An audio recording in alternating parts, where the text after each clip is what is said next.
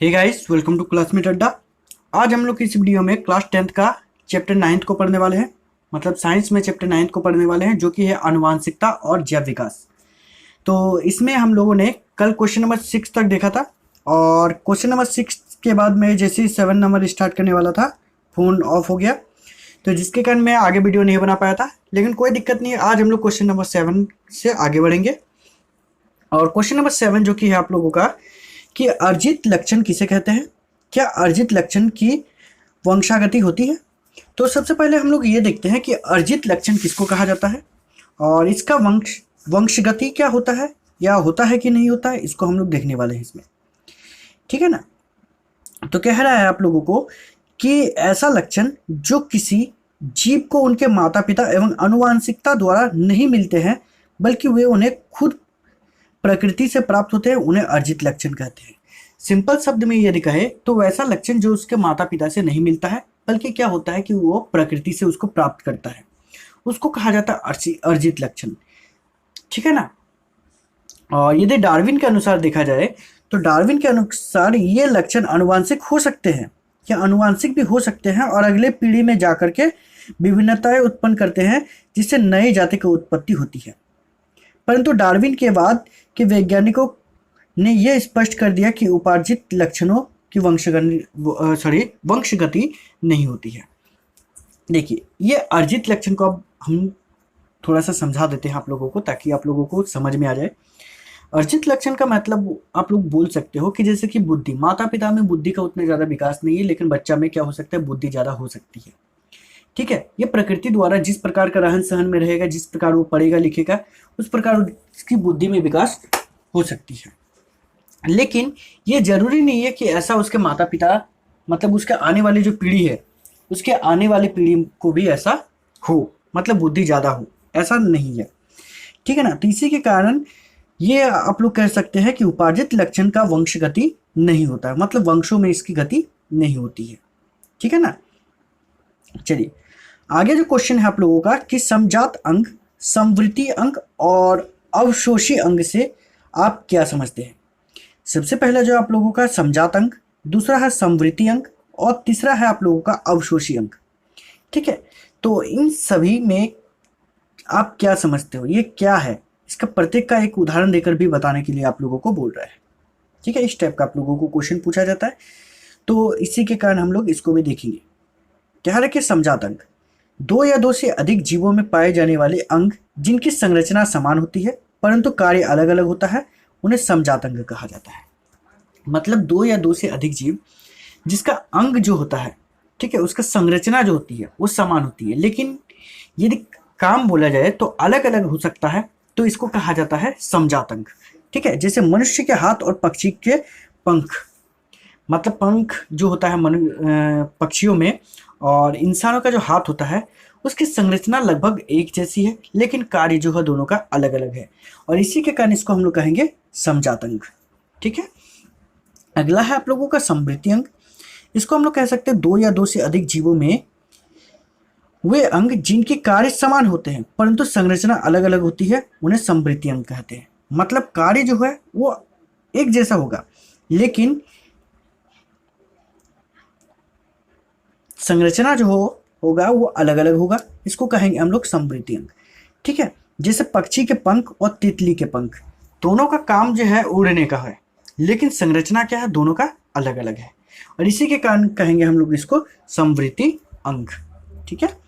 अगला जो है आप लोगों का, वो है आप लोगों का अवशोषी अंग। तो जीवों में पाए जाने वाले ऐसे अंग जो आवश्यकता और उपयोग के अभाव में मात्र अवशेष के रूप में बचे हुए हैं, उन्हें अवशोषी अंग कहते हैं। मतलब कुछ जीव ऐसे होते हैं जिसमें अंग तो होते हैं, लेकिन उसका कोई उपयोग नहीं है, जिसके कारण वो अवशेष के रूप में बचे हुए हैं, कह सकते हैं हम लोग। तो इसको कहेंगे अवशोषी अंग। जैसे कि यदि पेंगुइन का यदि आप लोग देखो, तो पेंगुइन का जो पंख है, लेकिन वो किसी काम का नहीं है, तो इसका मतलब वो भी अवशोषी अंग हो जाएगा।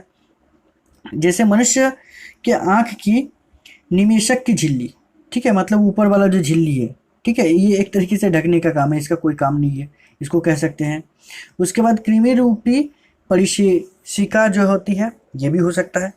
तो इस प्रकार से ये सब होता है हम लोगों का अवशोषी अंग, मतलब यह अवशेषी अंग जो अवशेष के तरह ही है, बाकी किसी काम का नहीं है। अब जैसे कि आप लोगों का जीवाश्म क्या है, वे जैव विकास प्रक्रम के विषय में क्या दर्शाते हैं। जीवाश्म ईंधन क्या है, ये सॉरी ईंधन का बात नहीं कर रहा है, सिर्फ जीवाश्म का बात कर रहा है। और वे जैव विकास प्रक्रम के विषय में क्या दर्शाते हैं ये आप लोगों को बताना है, ठीक है। चलिए, जैसे कि प्राचीन कालीन जंतुओं और पौधों के कठोर अंगों के अवशेष जो पृथ्वी के चट्टानों पर या उनके बीच दबे हुए पाए जाते हैं उन्हें जीवाश्म कहते हैं। मतलब पुराने समय का जो भी जंतु है, ठीक है, और उसका अवशेष मतलब बचा हुआ हड्डी वगैरह जो भी हो, वो यदि चट्टानों में दबा हुआ पाया जाता है तो उसी को कहते हैं हम लोग जीवाश्म कहते हैं। जैसे आर्कियोलॉजिक्स लोमस मेथड सॉरी मेमेथ डायनासोर, इन सभी का हड्डी वगैरह जो हम लोगों को मिला है मिट्टी में दबा हुआ, तो इसको भी हम लोग जीवाश्म कहेंगे, ठीक है। और जीवाश्म जैव विकास प्रक्रम के विषय में निम्नलिखित दर्शाते हैं। तो इसमें क्या क्या हो सकता है कि क्या क्या दर्शाते हैं।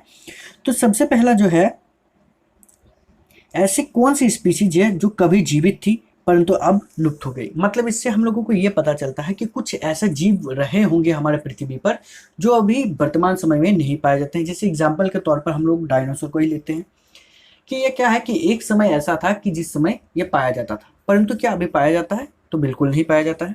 लेकिन उसके अस्थि से, उसके जीवाश्म से हम लोगों को पता चलती है कि ऐसा जीव कभी हुआ करता था, ठीक है ना। आगे है कि ऐसे जीवों के अवशेष जीवाश्म के रूप में मिले हैं जो एक वर्ग के जीवों का उनके विकसित उच्च वर्ग के बीच की कड़ी के जीवों का स्वरूप बताते हैं। मतलब उससे क्या होता है कि हम लोगों को ये पता चलता है कि एक जीव कभी ऐसा हुआ करता था जिसका अभी नया रूप में देखने को मिलता है। जैसे कि यदि आदिकालीन मानव को देखा जाए, उनका खोपड़ी का आकार बड़ा होता था और उसको हम लोग बनमानुष के नाम से जानते हैं, ऐसे सिंपल। लेकिन उसके बाद फिर धीरे धीरे उसी में से हम इंसान में परिवर्तन हुए हैं। तो उनके अस्थियों से ये पता चलता है कि आज पहले जो है हम लोग किस प्रकार थे और अभी वर्तमान समय में हम लोग किस प्रकार है, ठीक है, इस प्रकार। उसके बाद फिर तीसरा कारण आप लोग बोल सकते हो कि जीवाश्म पृथ्वी के अंदर विभिन्न स्तरों पर खुदाई करके निकाला जाता है। इससे पता चलता है कि कम गहराई पर पाए जाने वाले जीवाश्म अधिक गहराई पर पाए जाने वाले जीवाश्म की तुलना में अपेक्षाकृत अधिक पाए गए हैं। मतलब इससे हम लोगों को यह भी पता चलता है कि कम गहराई पर जो पाए जाने वाले जीवाश्म है वो अधिक गहराई पर पाए जाने वाले जीवाश्म की तुलना में अधिकतम है, ठीक है, या अधिक नए हैं आप लोग कह सकते हो। मतलब पुराने, चलिए इसको सिंपल शब्द में बताते हैं कि जो जितनी अधिक गहराई पर पाई गई है इसका ये अनुमान लगाया गया है कि वो उतना ही पुराना है, ठीक है, और जो जितने ऊपर पाया गया है वो उतना नया है, ऐसे ये पता लगाया गया। आप लोगों का एक क्वेश्चन था, ठीक है, किताब में जिसका ये आंसर है। खैर कोई दिक्कत नहीं, उसको पढ़ के हम लोगों का इसमें बस आप लोगों को लक्षण को बताना है। अगला क्वेश्चन है कि विभिन्नताओं के उत्पन्न होने से किसी स्पीशीज की उत्तरजीविका की संभावना क्यों बढ़ जाती है। तो किसी जीव जो है भिन्नता के कारण उसमें स्पीशीज में जो उत्तरजीविता का संभावना बढ़ जाता है, तो ये क्यों बढ़ जाता है इसके बारे में बताना है। तो विभिन्नता पहले से ही पर्यावरण में उपस्थित होते हैं जो भावी पीढ़ी को प्रभावित करेगी और उत्तरजीविता की पुष्टि करेगी।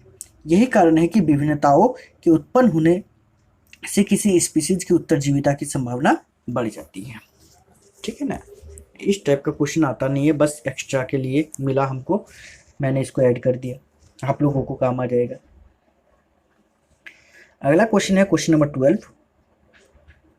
जो कि है कि मेंडल के प्रयोग द्वारा कैसे पता चला कि लक्षण प्रभावी या अप्रभावी होते हैं। ठीक है, लक्षण जो होता है वो प्रभावी होता है या अप्रभावी होता है। ये मेंडल के द्वारा जो मतलब एक कह सकते हैं प्रयोग किया गया था, उस प्रयोग के माध्यम से पता चलता है। तो वही बताना है कि मेंडल ने अपने प्रयोग में विपरीत लक्षण वाले 2 मटर के पौधे लिया।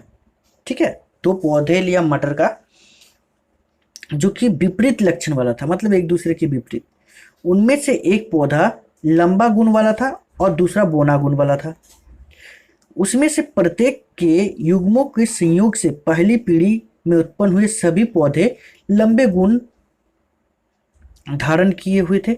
जबकि पहली पीढ़ी के लिए पौधे का पुनः निषेचन कराया गया तो दूसरी पीढ़ी में 25% पौधे बौने प्रकार के थे। देखिए, एक आप लोग कह सकते हो कि उन्होंने क्या किया कि मटर का 2 पौधा लिया, एक में लंबे गुण वाले थे और एक में छोटा गुण वाला, मतलब बोना गुण वाला। जब उन्होंने उगाया तो पहले लंबे वाले में तो लंबे आए, लेकिन बाद में जब उन्हीं का डीएनए लेकर के मिलाया गया बोने गुण वाले, तो उसमें 25% तक पौधे क्या आए, बोने गुण वाला ही आया। ठीक है, और इससे स्पष्ट होता है कि लक्षण 2 प्रकार के होते हैं, प्रभावी और अप्रभावी, तथा इसका अस्तित्व अपना बना रहता है। मतलब उसमें डीएनए चेंज किया गया, उसके बावजूद ये पाया गया कि उसमें बोना है, तो इसका मतलब जो है कि ये अप्रभावी है, उस पर प्रभाव नहीं पड़ रहा है। ठीक है, प्रभाव तो पड़ा लेकिन कम मात्रा में, और वो क्या करता है कि अपना जो अस्तित्व है वो बनाए हुए रखता है। ठीक है, अगला जो है आप लोगों का, ये भी आप लोगों का एक क्वेश्चन है, छोटा मोटा क्वेश्चन, कि एक ए रुधिर वाला पुरुष एक स्त्री जिसका रुधिर वर्ग ओ है से विवाह करता है, उसके पुत्रों का रुधिर वर्ग ओ है। क्या ये सूचना पर्याप्त है कि यदि कहा जाए कि कौन सा विकल्प लक्षण रुधिर वर्ग ए अथवा ओ प्रभावी लक्षण है? अपने उत्तर का स्पष्टीकरण दीजिए। सिंपल, रुधिर वर्ग ओ प्रभावी लक्षण है क्योंकि नई पीढ़ी में नर में रुधिर वर्ग ओ है। सिंपल तरीके से आप लोग इसको समझ सकते हो। इसको बता दूं कि यदि माता पिता का ब्लड ग्रुप, ठीक है, रक्त समूह यदि ओ ए बी या ए बी या तो फिर ए बी पॉजिटिव नेगेटिव ऐसा कुछ भी रहे, ये मायने नहीं रखता है। आने वाला जो पीढ़ी है उसका रक्त समूह जो है वो परिवर्तन हो सकता है, अलग हो सकता है। ठीक है ना, इसको याद रखिएगा। अगला क्वेश्चन है आप लोगों का क्वेश्चन नंबर 14, वह कौन से विभिन्न तरीके हैं जिनके द्वारा एक विशेष लक्षण वाले व्यक्ति जीवों की संख्या समष्टि में बढ़ जाती है। ठीक है, तो इसको मैं अभी बता दे रहा हूँ, लेकिन आप लोग एक काम कीजिएगा, आप लोग वीडियो को शेयर जरूर कर दीजिएगा और चैनल को सब्सक्राइब कर दीजिएगा। यदि आप लोगों को चाहिए कि मैं आप लोगों के पास फेस वीडियो लेकर आऊँ, फेस वीडियो में आप लोगों को समझाऊँ जिससे कि आप लोगों को और अच्छी तरीके से समझ में आएगा, तो आपको चैनल को सब्सक्राइब करना पड़ेगा और साथ ही शेयर भी करना पड़ेगा। आप शेयर कीजिए, ठीक है, जितना शेयर कीजिएगा लोगों तक पहुँचेगी और मेरा भी मनोबल बढ़ता जाएगा, जिससे आप लोगों का जो भी डिमांड होगा मैं उसको पूरा कर दूंगा। ठीक है ना, तो आप लोग चैनल को सब्सक्राइब और शेयर कर दीजिएगा। चलिए देख लेते हैं आगे। कह रहा है कि रंग विविधता प्रजनन क्रिया में भाग लेती है जिससे जनसंख्या में इसकी वृद्धि हो जाएगी। दूसरा कह रहा है कि रंग विभेद प्रथम द्वितीय पीढ़ियों को पुनः विभेद संभव है जो जनसंख्या का प्रतिकूल प्रभाव डालता है। इन दोनों परिस्थितियों में जनसंख्या में बहुत कम रंग विभेद वनिष्ठ होते हैं। सिंपल तरीके से यदि आप लोगों को बोला जाए कि क्वेश्चन जैसे कि आप लोगों को बोल रहा है कि वे कौन से विभिन्न तरीके हैं जिनके द्वारा एक विशेष लक्षण वाले व्यक्ति जीवों की संख्या समष्टि में बढ़ जाता है, तो इसमें रंग विभेद वाला ही आएगा ज़्यादातर। ठीक है, इसमें क्या होता है आप लोग देख सकते हो कि रंग परिवर्तन अभी हो रहा है, काले से गोरे और गोरे से काले तो बहुत कम लेकिन होता है। ठीक है ना, इसी के बारे में आप लोगों को बता रहा था इसमें। चलिए, तो इस वीडियो में इतना ही, मिलते हैं नेक्स्ट वीडियो। ठीक है ना, थैंक यू।